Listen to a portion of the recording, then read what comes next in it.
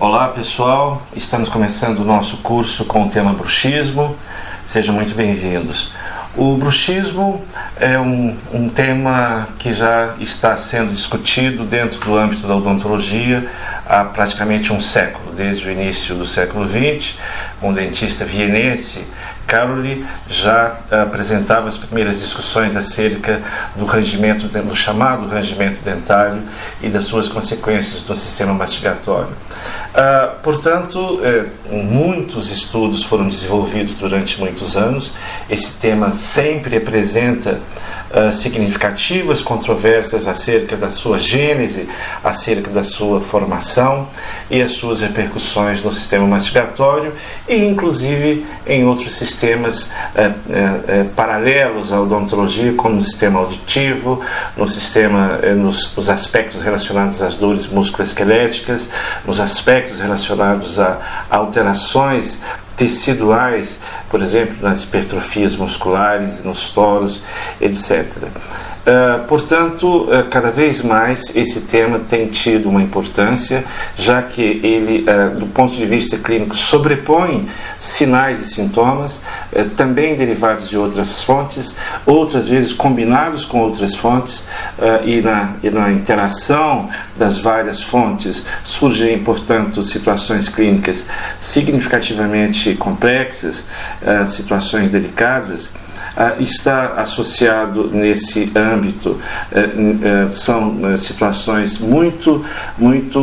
frustrantes em relação, por exemplo, à destruição dos tecidos mastigatórios, a destruição de dentes, a destruição óssea, a destruição importantes de destruições de restaurações. Então o bruxismo é um tema que de fato merece toda uma atenção. Entretanto, nos últimos anos, cada vez mais tem sido objeto de estudos e algum esclarecimento vai permanentemente aparecendo, alguns conceitos, algumas definições de muitos anos atrás vão sendo ou reforçados ou refutados pelos novos estudos, sobretudo a partir dos estudos das neurociências e de uma melhor compreensão dos mecanismos cerebrais envolvidos em vários processos que surgem de uma forma praticamente involuntária, de uma forma inconsciente. O bruxismo está dentro desse âmbito e fatalmente nós dentistas temos que acompanhar esses estudos, acompanhar essa evolução, não do pensamento, mas a evolução científica da gênese do bruxismo, das suas variáveis, das suas relações causais, das suas consequências e as maneiras como nós podemos identificar a sua fonte, a sua presença e os seus potenciais efeitos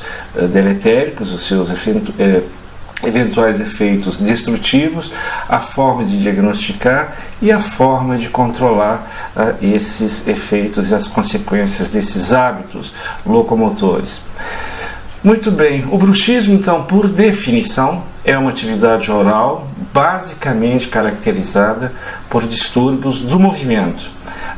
mais ou menos sempre como uma clássica concepção, pelo ranger dos dentes ou pelo apertar dos dentes, principalmente, sobretudo, durante o período do sono.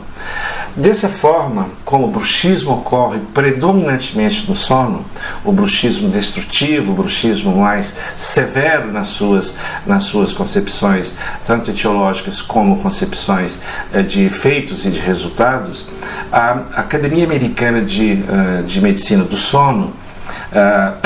aprovou a terminologia bruxismo do sono a partir de 2005, praticamente 15 anos atrás. Dessa forma, a Organização Mundial de Saúde classifica o bruxismo como um transtorno ou como uma patologia do sono, objetivamente relacionado ao sono. Está claro, portanto, que ao abordarmos o bruxismo é necessário que nós tenhamos um conhecimento significativo das variáveis que ocorrem durante o sono para dessa forma interpretarmos o evento bruxismo e inseri-lo no contexto do sistema mastigatório, em todas as faixas etárias, em todas as condições clínicas, em níveis de sinais ou em níveis de sintomas, da forma que nós possamos, na medida que conhecemos os seus mecanismos, preveni-lo, controlá-lo e até tratá-lo. Vale, portanto, algumas pequenas considerações preliminares para nós entrarmos no assunto propriamente dito. A respeito das controvérsias em relação ao bruxismo, há ainda pensamentos que assumem e admitem a fonte dos mecanismos periodontais como geradores do bruxismo. E evidentemente que isso não pode ser descartado, ainda que tenhamos novos e excelentes estudos da neurobiologia, da neurofisiologia e, portanto, explicações muito mais consistentes do ponto de vista científico, mas evidentemente que as questões dos estímulos provocados pela oclusão, os estímulos provocados pelos contatos dentários e as reações através dos neuroceptores, dos proprioceptores, dos mecanismos de proteção não podem ser descartados. Ao contrário, nesse momento se observa de fato conexões e em que momento há essa interação entre a fonte cerebral objetiva e a fonte do sistema nervoso periférico, tendo os mecanismos mais ou menos interagidos e com a mesma consequência, com o mesmo efeito final, que são as contrações perigosas, as contrações involuntárias que ocorrem sobretudo durante o sono em todas as idades. Essas considerações, portanto, valem como reflexão, já que, neste momento, do ponto de vista científico, com a disponibilidade de muitos estudos, novas possibilidades de pesquisa, de investigação, de testes clínicos, de testes de pesquisa básica estão disponíveis e, fatalmente, vamos progressivamente obter mais informações sobre esse evento, sobre o evento bruxismo, sobre a sua inserção no meio clínico do ponto de vista das áreas que têm a competência para examinar o bruxismo, para compreender os mecanismos e as variáveis envolvidas no bruxismo. Evidentemente que o grande centro das manifestações, das repercussões, é o centro mastigatório, é o sistema mastigatório. Portanto, nós dentistas estamos completamente envolvidos nos estudos e na abordagem desse processo, ainda que tenhamos também as variáveis multidisciplinares como uma característica de relevância, de importância, sobretudo as áreas da neurofisiologia. Essas considerações preliminares, naturalmente que elas vão cada vez mais serem discutidas, serem estudadas e, na medida em que os resultados forem aparecendo, as conclusões forem aparecendo, essas considerações, esses conceitos, essas possibilidades também vão sendo aperfeiçoados. Então, em relação a essa introdução, a essas considerações, podemos dizer que o avançado estágio do conhecimento científico, sobretudo a partir das neurociências, esse conhecimento atual, nos permite a todos admitir que o dogma clássico que ultrapassou dezenas de anos, que diz que o bruxismo não tem cura, possivelmente logo esse dogma será superado. Mas para que nós possamos superar, para que nós possamos dominar esse evento, o bruxismo, de uma forma quase, praticamente definitiva, no âmbito de tratamentos e de controle, é importante considerar que o seu estudo é muito amplo e envolve a extensão de uma vasta complexidade de variáveis químicas cerebrais, de variáveis neurosensoriais, de variáveis de neuropatologia, de variáveis de neuroproteção. Portanto, a oclusão continua tendo um grande papel na questão oclusal em relação ao equilíbrio dos estímulos táteis que são desenvolvidos no sistema dos mecanorreceptores, do espaciamento da postura mandibular em relação ao sistema nervoso central, ao monitoramento proprioceptivo que fazem as fibras, as terminações nervosas na sua conexão com a cortical, e, portanto, a oclusão permanece tendo uma grande importância nessa discussão em todas as faixas etárias, da odontopediatria até as reabilitações orais e implantes suportadas. Portanto, abre-se para nós, dentistas, uma ampla possibilidade de avançar um pouco mais no entendimento do bruxismo e, lógico, de dominar muito mais apropriadamente do que nós até o momento estamos praticando, onde os trabalhos estão muito iniciais em cima de questões relacionadas a placas de proteção, onde a abordagem do bruxismo começa e termina com uma placa de proteção. Nesse momento de conhecimento, isso é muito pouco, nós dentistas podemos avançar muito mais. Portanto, o estudo do bruxismo como uma atividade locomotora passa necessariamente pelo entendimento destes mecanismos funcionais, sobretudo do mecanismo do chamado sistema neuromuscular. Os músculos, do ponto de vista da normalidade, da fisiologia muscular, os músculos são capazes de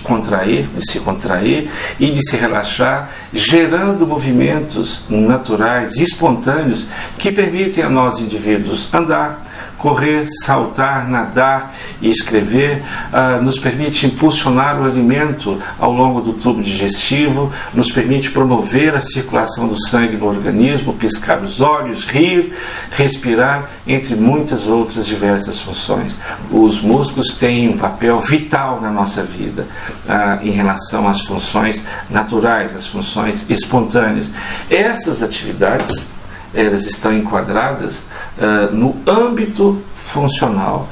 que ocorrem naturalmente com uma coordenada, com uma organizada regulação do sistema nervoso central, com uma coordenada e harmoniosa coordenação cerebral. E dessa forma, nós podemos definir que os músculos, do ponto de vista das atividades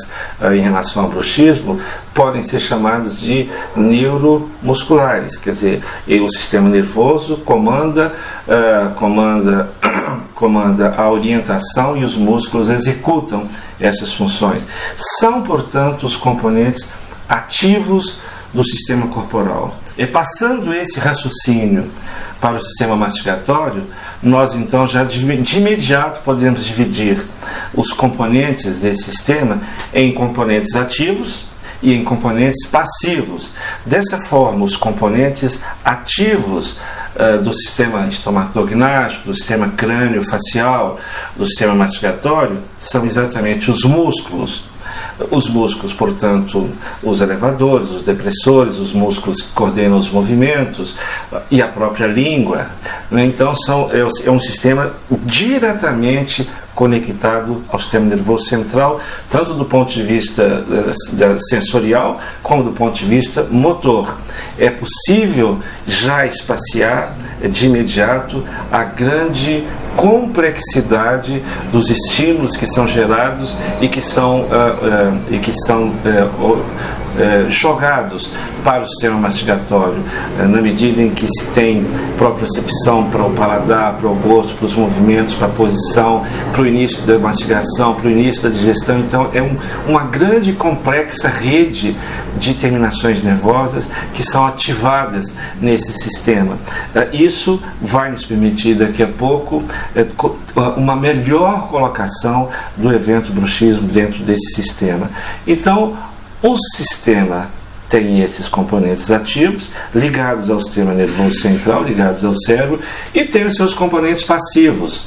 Os componentes passivos do sistema mastigatório são dentes, periodonto, sistema alveolar, articulação temporomandibular, as restaurações, as reabilitações. São todos componentes passivos,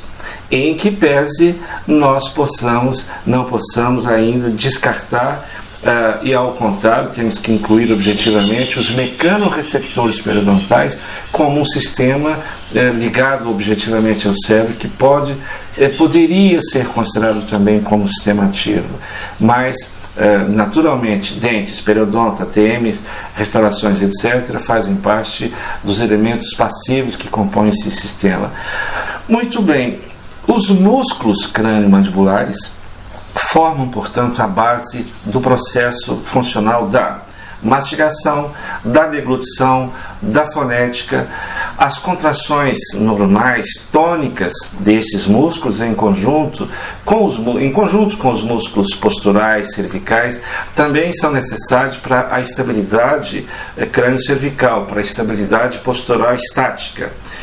Um complexo sistema de propriocepção sensorial, terminações nervosas sensoriais